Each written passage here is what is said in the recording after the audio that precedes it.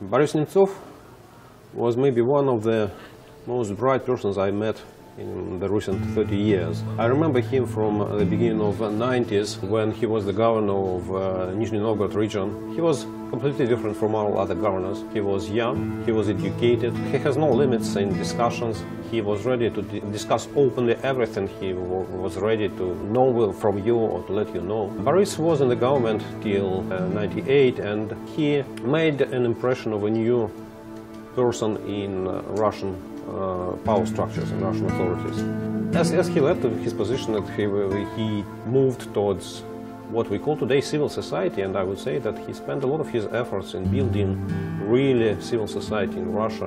In the very recent years, when it became evident that Russia is going in the wrong direction, Boris became one of the most strong opponents to the policy promoted by Russian President Vladimir Putin.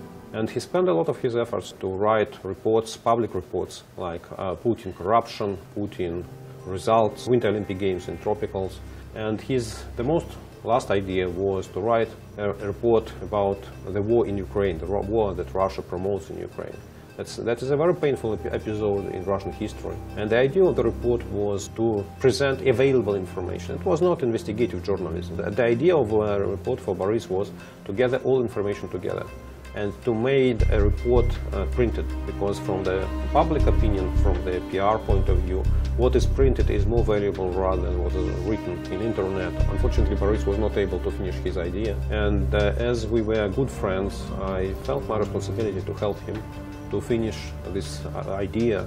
I was in charge of the economic part of the report because I believe that Russian people and Russian society underestimate to a great extent what is the real price of the Ukrainian war. And the idea was to show that even the direct price, the direct expenditures costs of Ukrainian adventure for the Russian society is rather big. It's approximately $1 billion, more than 50 billion rubles in 10 months. But what is more serious and more significant amount is the losses that Russian people can fear because of the war.